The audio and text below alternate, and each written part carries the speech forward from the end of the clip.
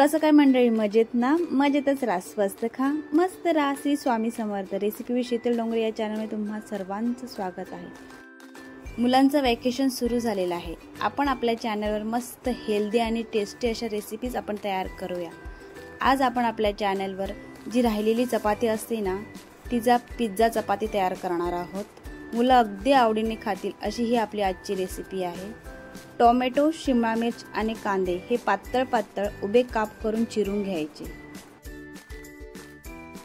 आणि जी आपली राहिलेली चपाती असते ना, ती घ्यायची आणि त्यावर सर्वप्रथम पिझ्झाचा जो सॉस असतो ना, तो 1 स्पून घ्यायचा.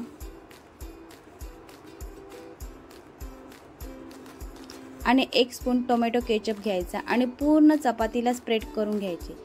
त्याचबरोबर 1 स्पून इतका मेयोनीज घ्यायचा आणि ते देखील पूर्ण चपातीला मस्तपैकी स्प्रेड करून घ्यायचे.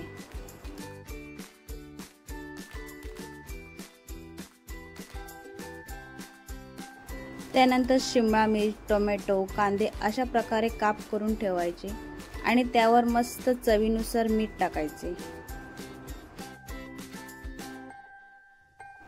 हे सर्व टाकून झाल्यावर जो पिझ्झाचा चीज असतो ना, ते पूर्ण चपातीवर टाकून घ्यायचा. मस्त जास्त वापर करायचा पिझ्झा चीजचा, त्यामुळे आपल्या चपाती पिझ्झाला मस्त स्वाद येईल.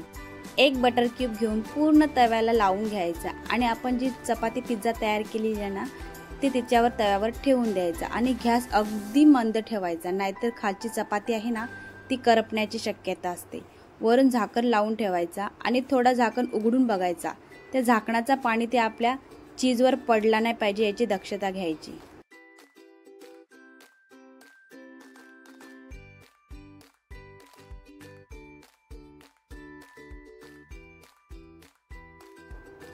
बघा कसा मस्त हेल्दी चपाती पिझ्झा तयार झालेला आहे. त्याच्यावर पिझ्झाचा जो हब असतो ना, ते देखील टाकायचे, त्यामुळे अगदी पिझ्झा सारखा स्वाद येतो. बघा कसं मस्त चीज मेल्ट झालेला आहे. अशा छान छान रेसिपीसाठी लाईक, शेअर आणि सबस्क्राईब करा आणि कमेंट करायला विसरू नका. बाय.